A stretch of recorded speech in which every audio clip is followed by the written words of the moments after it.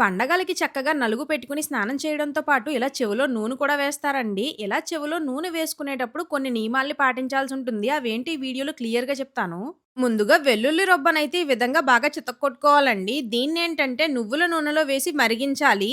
గరిటెలో ఎందుకు తీసుకుంటున్నాము అంటే ఎప్పుడూ నిప్పుల మీద వేడి చేస్తారండి ఇంట్లోను. ఒకవేళ మీరు గ్యాస్ మీద వేడి చేసుకోవాలనుకుంటే ఏదైనా గిన్నెలోకి తీసుకోండి ఆయిలు, వెల్లుల్లి రబ్బ అనేది. ఈ ప్రాసెస్ అనేది నువ్వుల నూనెతో మాత్రమే చేయండి. ఇలా నిప్పుల మీద పెట్టేసుకొని మరిగించేసుకోవాలండి. అసలు పాటించవలసిన నియమాలేంటో క్లియర్‌గా చెప్తాను. పరగడుపున మాత్రమే చెవిలో నూనెనేది వేసుకోవాలండి ఈ విధంగాను. అస్సలు ఏమి తినకూడదు. వేసుకోక ముందు తినకూడదు. వేసుకున్న తర్వాత తినకూడదు. కంపల్సరీ తలస్నానం చేసేటప్పుడు మాత్రమే వేసుకోవాలి. పండగలకైనా ఎప్పుడైనా సరే తలస్నానం చేయకుండా మాత్రం విడిగా చెవిలో నూనె వేసుకున్నా ఏమైనా తిన్న చెవుడొచ్చేస్తదండి. కాబట్టి ఈ నియమాల్ని పాటిస్తూ మాత్రమే ఇది చెయ్యాలి.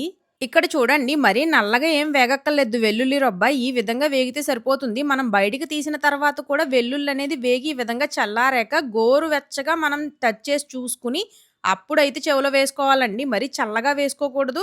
అలా అని వేడిగా కూడా అస్సలు వేసుకోకూడదు. చెప్పేస్తున్నాం మరి పాటిస్తారా లేదా అనే డౌట్ ఉంటది కదా! చూడండి నా చెవిలోనే వేయించుకుంటున్నాను. అసలు తలకే నూననేది రాయకూడదని చెప్తున్నారు కదా! ఇప్పుడు ఇంక చెవులో అంటే ఇంకా కామెంట్స్ పెడతారు నాకు. ఒకసారి మీ ఇంట్లో వాళ్ళని అడగండి. మీ అమ్మగారినో, నాన్నగారినో, అమ్మమ్మ, నానమ్మ లేదా తాతయ్య గారులని ఎవరినో ఒకళ్ళని అడగండి. అసలు మీరిలా చెవులో నూనె వేసుకున్నారా లేదా అని. అప్పుడు దాన్ని బట్టి మీకు నమ్మకం ఉంటే ఈ ప్రాసెస్ అనేది చేసుకోండి. ఎలా వేసుకోవాలి, ఏం చేస్తారనేది కూడా క్లియర్‌గా వీడియోలో అయితే మొత్తం చూపించాను. ఇంకో చెవిలో వేసుకునేటప్పుడు ఈ విధంగా చెవిలా మడత పెట్టుకొని ఇంకొక వైపు అయితే వేయించుకోవాలండి.